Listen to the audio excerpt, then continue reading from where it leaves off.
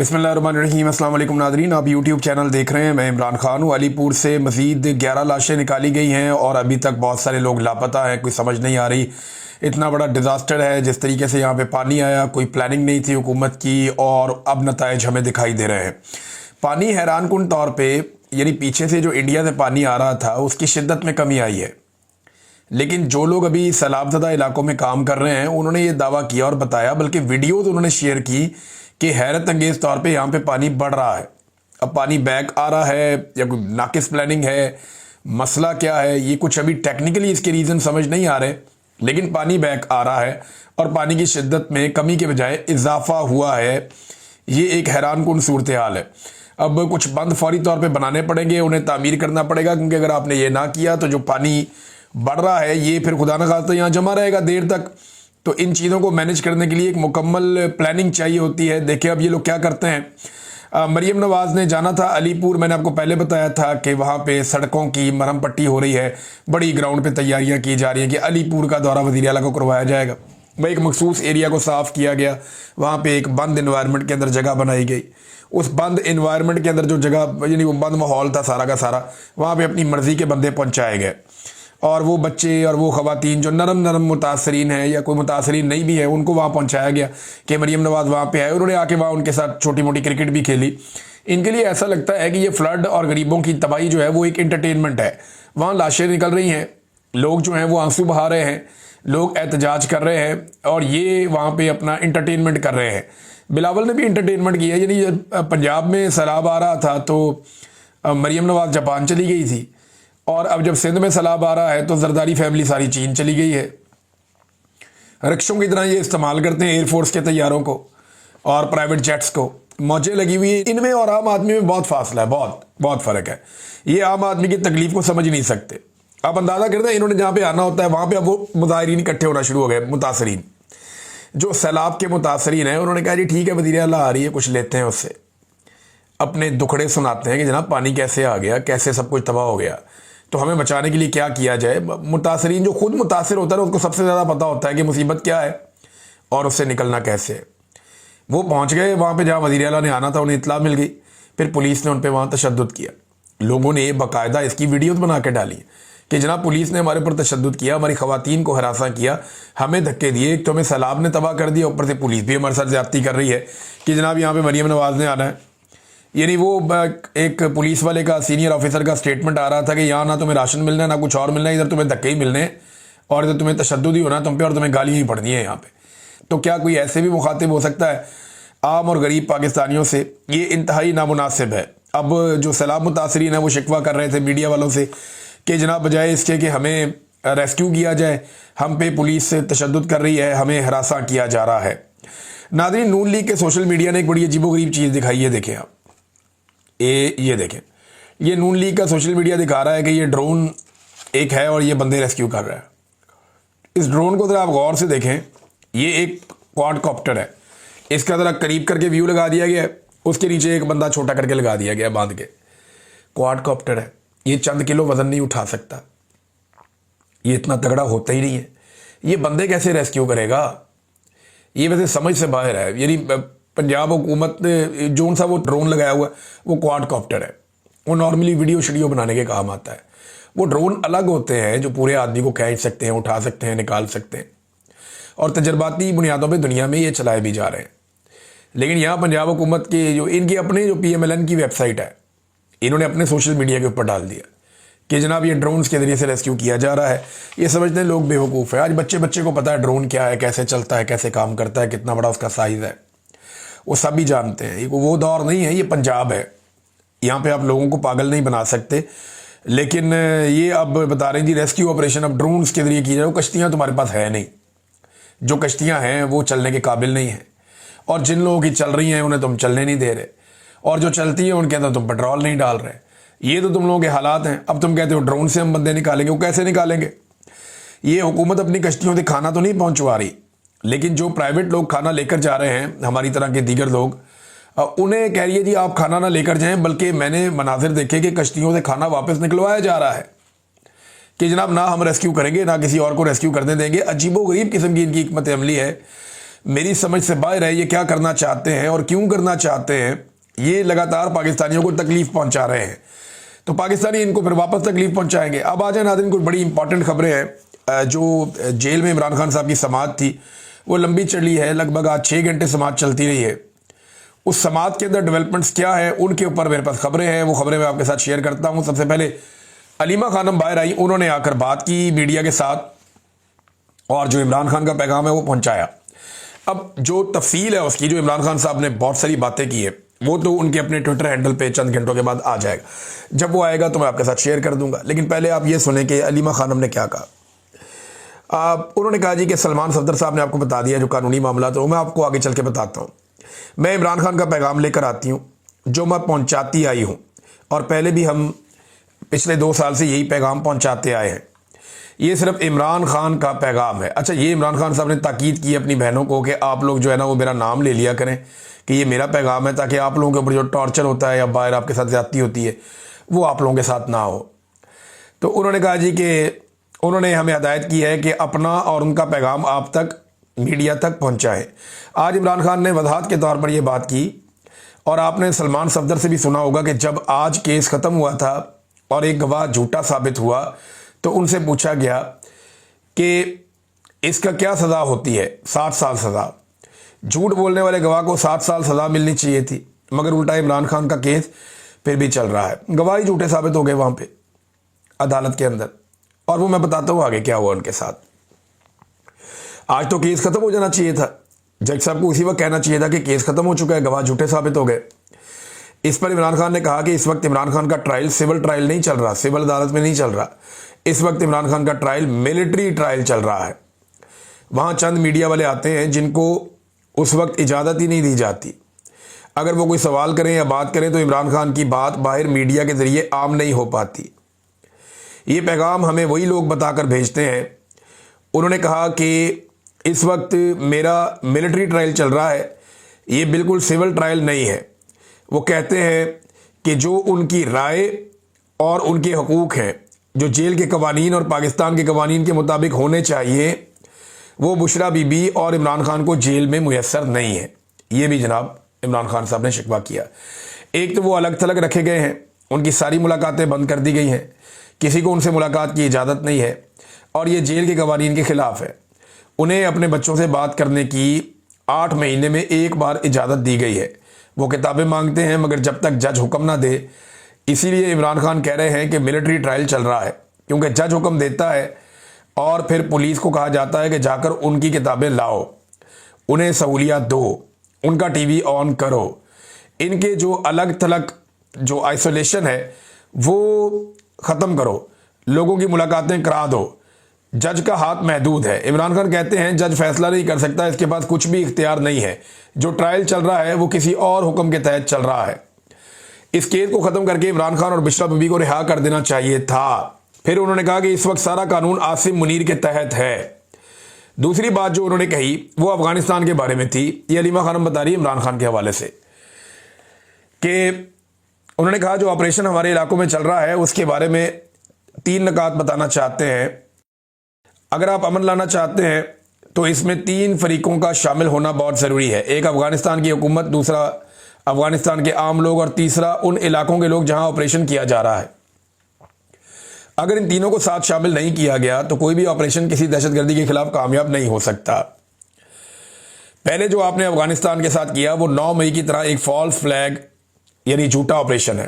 पहले आपने धक्के देकर उन्हें यहां से निकाला पाकिस्तान से, और ये पाकिस्तान, ये सारे मुसलमान थे, मुहाजिरीन थे, यहाँ पे रहते थे, मजहबी लिहाज से बिल्कुल आपकी तरह थे, और बैनुल-अक़वामी जो पनाहगज़ीनों के कवानीन होते हैं उसके तहत इनको इजाज़त दी गई थी। वो 3 नस्लों से यहाँ बैठे हुए थे। आपने उन्हें जबरन मुख्तसर नोटिस पे कहा कि पाकिस्तान छोड़ दो। उन्होंने कहा इमरान खान साहब ने कि जब से आसिम मुनीर साहब आए हैं तकरीबन 3 साल से उन्होंने ये काम शुरू किया। पहले उन्हें बाहर धक्के देकर निकाला, फिर आपने अफगानिस्तान पर बम गिराए, ड्रोन हमले किए, और फिर आपने कहा कि दहशतगर्द आए हैं। फिर अपने इलाकों में आपने ये ऑपरेशन शुरू कर दिया। हमारे एहलकार शहीद हो रहे हैं, हमारी पुलिस शहीद हो रही है, हमारे फौजी और सिक्योरिटी फोर्सेज के लोग शहीद हो रहे हैं, बेगुनाह आवाम भी शहीद हो रही है। ये तरीकाकार दुरुस्त नहीं है। ऑपरेशन से अमन नहीं आता, अमन बातचीत से आता है। इमरान खान को बताया गया कि आपके एमएनए और एमपीएस भी अदालत में समाअत के लिए आए हैं। तो इमरान खान ने कहा कि सारे खैबर पख्तूनख्वा के एमएनए और एमपीएस वज़ीर आला के साथ बैठें और जो 3 नकात मैंने अमन के हवाले से बताए हैं उन पर अमल दरामद करवाएं ताकि जल्द अज जल्द उन इलाकों में हर किस्म के मसाइल ख़त्म हो जाएं। ख़ास तौर पे जिन इलाकों में सैलाब आया हुआ है इस मसले को फ़ौरन हल करना होगा। ख़ास तौर पे जिन इलाकों में सैलाब आया हुआ है वहाँ पे ज़्यादा मसाइल बढ़ जाते हैं, लिहाजा इस मसले को, जो दहशतगर्दी का मसला है या जो ऑपरेशन वाला मसला है, इसको फौरी तौर पे हल करना होगा। और इन्हीं हमलों की वजह से दहशतगर्दी के वाक़यात बढ़ जाते हैं। उन्होंने कहा जी कि अगर अली अमीन गंडापुर को मरकज़ी हुकूमत अफ़गानिस्तान नहीं जाने दे रही तो फिर एक महमूद खान अचकज़ई साहब अपने एक वफ़द के साथ अमन डेलीगेशन लेकर अफ़गानिस्तान जाएँ और वहाँ मुशावरत करें और इस मसले का हल निकालें।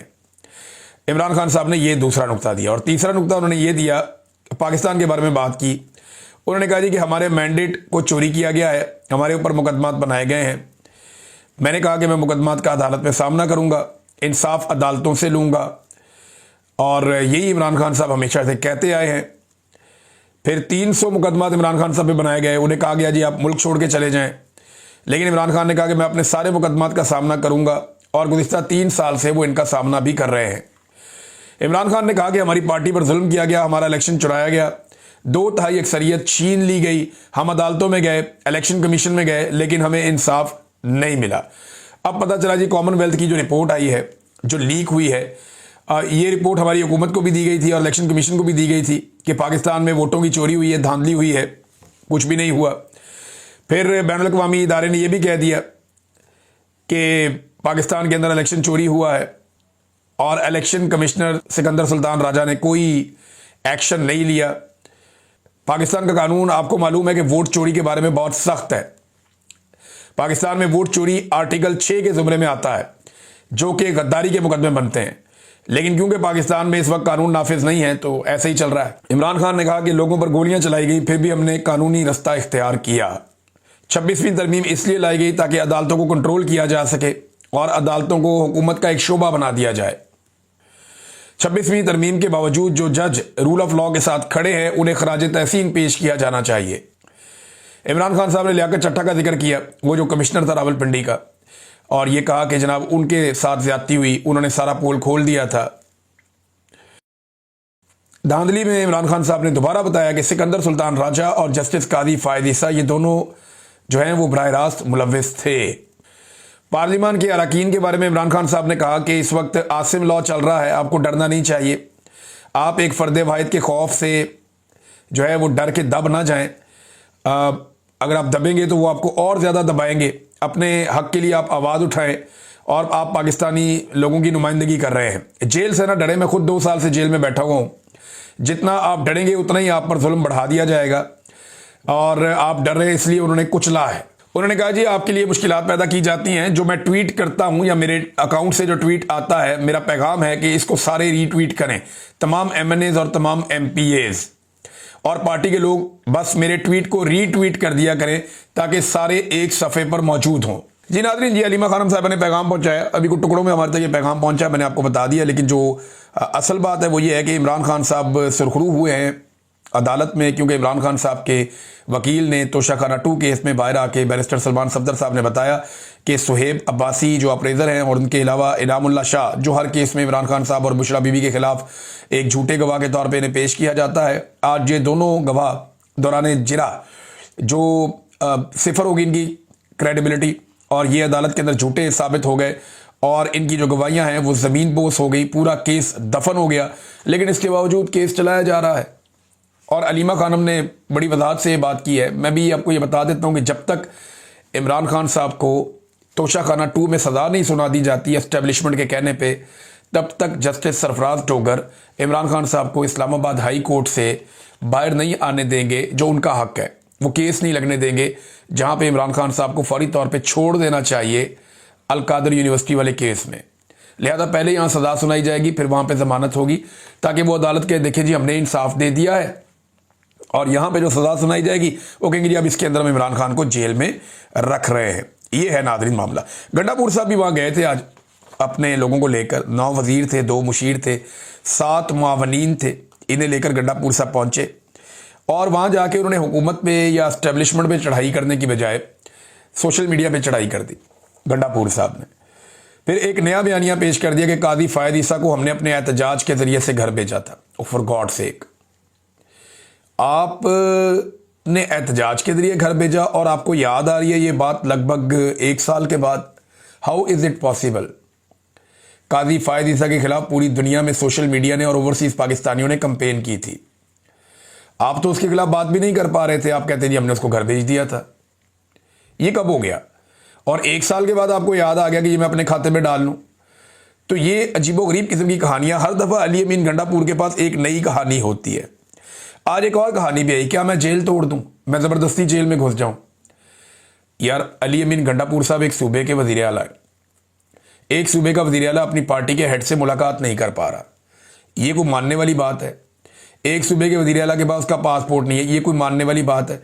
2-4 इकदाम करें ना अपने सूबे में, तो ये वज़ीर दाखिला दौड़ता हुआ आएगा पासपोर्ट लेकर, सर ये आपका पासपोर्ट है और आए आपकी मुलाकात करवा देते हैं इमरान खान से। ये ऐसे हो जाएगा। लेकिन ये लोगों को कहानियां सुना रहे हैं, एक के बाद एक कहानी सुना रहे हैं। और गंडापुर साहब खुद ज़ाती तौर पे बहुत कमज़ोर हो गए हैं क्योंकि पाकिस्तान तहरीक इंसाफ उनके खिलाफ हो गई है। यही गंडापुर आज जो सोशल मीडिया के ऊपर तनकीद कर रहे हैं, पहले सोशल मीडिया को डिजिटल दहशतगर्द कहा जाता था आसिम मुनीर साहब की जानिब से, मिलिट्री एस्टेब्लिशमेंट की जानिब से, इनको इंतशारी कहते थे PMLN के लोग। लेकिन अब गंडापुर साहब खुद कहते हैं, अब वो खुद सोशल मीडिया के ऊपर चढ़ाई करते हैं, इन्हें बुरा भला कहते हैं। गंडापुर साहब हुकूमत के ऊपर और एस्टेब्लिशमेंट पे तनकीद करने की बजाय सोशल मीडिया के ऊपर तनकीद करते हैं, जिसके बारे में वो खुद कहते रहे कि हम तो अपने हलकों में नहीं निकल सकते थे, हमारा तो सारा इलेक्शन ही सोशल मीडिया ने लड़ा है, हमें तो इलेक्शन जितवाया ही सोशल मीडिया ने है। अब गंडापुर इमरान खान साहब के अहकामात पे अमल दरामद नहीं करता, जब सोशल मीडिया याद दिलाता है तो उसको सोशल मीडिया बहुत बुरा लगता है। अब कफन पहनने का किसने कहा था, लाशें उठाने का किसने कहा था, हमारे नमाज़े जनाजा पढ़ लेना, ये बयानात किसने दिए थे? गंडापुर ने दिए थे। 3 माह की डेडलाइन अपने आप को किसने दी थी? गंडापुर ने दी थी। अब उन सारी चीज़ों से भागना शुरू हो गए, खड़े होकर मुकाबला ही नहीं करते, खड़े होकर बात ही नहीं करते।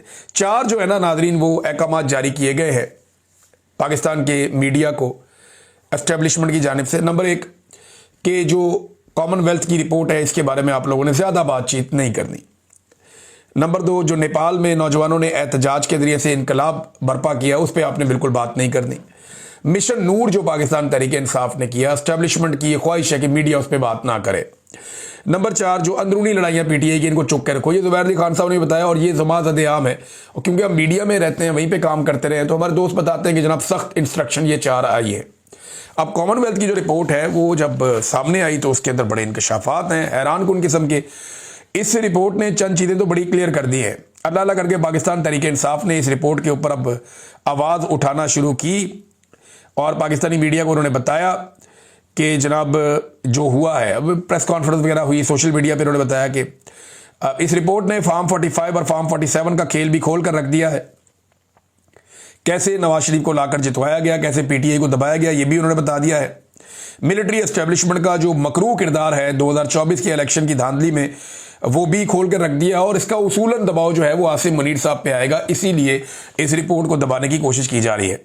कॉमनवेल्थ ऑब्जर्वर की रिपोर्ट ने 9 मई का बयानिया भी वाड़ दिया है। ये 9 मई का बयानिया कैसे वाड़ दिया, ये मैं आपको बता देता हूँ।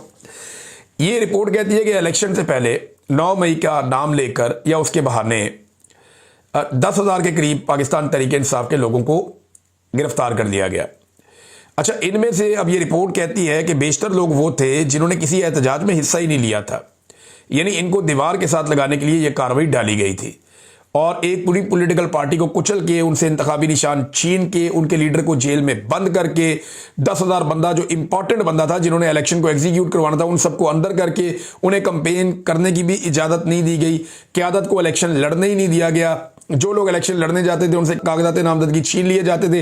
इलेक्शन वाले दिन जो है वो इंटरनेट बंद कर दिया गया। बेशुमार इसके अंदर रिपोर्ट के अंदर चीज़ें हैं और बाद में जैसे रिजल्ट जारी किए गए वो भी।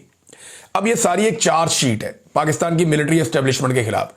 इसके जो मरकजी किरदार है, ये तो पॉलिटिकल पार्टी तो इलेक्शन लड़ रही थी ना, ये तो जूते पॉलिश करके इक्तदार में आ गए, इनको तो जाली फार्म 47 दे दिए। उस वक्त कौन था ताकत में? नंबर 1 हाफिज सैयद आसिम मुनीर साहब जो पूरे मुल्क को कंट्रोल कर रहे थे। नंबर 2 सिकंदर सुल्तान राजा जो इलेक्शन कमीशन उसके पास था, उसने बिल्कुल एहसास नहीं किया। नंबर 3 काजी फायज ईसा, जिसकी रिस्पॉन्सिबिलिटी थी कि वो इलेक्शन ठीक करवाने में अपना रोल प्ले करता, जो आईनी है, अदालती है। ये 3 लोग जो हैं ये इसके बड़े जिम्मेदारान हैं। तो अगर ये दबाव कल को बढ़ेगा या मामला आगे जाएगा तो वो इन तीनों की जानिब ही जाएगा। एक और खबर नाज़रीन, ईमान मदारी साहबा ने सरफराज डोगर साहब के खिलाफ हरासमेंट की दरखास्त जमा करवा दी है इस्लामाबाद हाई कोर्ट में, और इसके अलावा सुप्रीम जुडिशल काउंसिल को भी एक दरखास्त भिजवा दी है। ये बहुत इंपॉर्टेंट डेवलपमेंट है क्योंकि सरफराज डोगर साहब ने बदतमीजी की उनके साथ अदालत में और उनको हरासा किया। अब ये मामला जो है वो एक हरासमेंट कमेटी के पास भी चला गया, और उसके अलावा यही मामला जो है वो अब सुप्रीम जुडिशल काउंसिल में भी भेज दिया गया है। अब तक के लिए इतना ही। अपना ख्याल रखिएगा, अपने चैनल का भी। अल्लाह हाफ़िज़।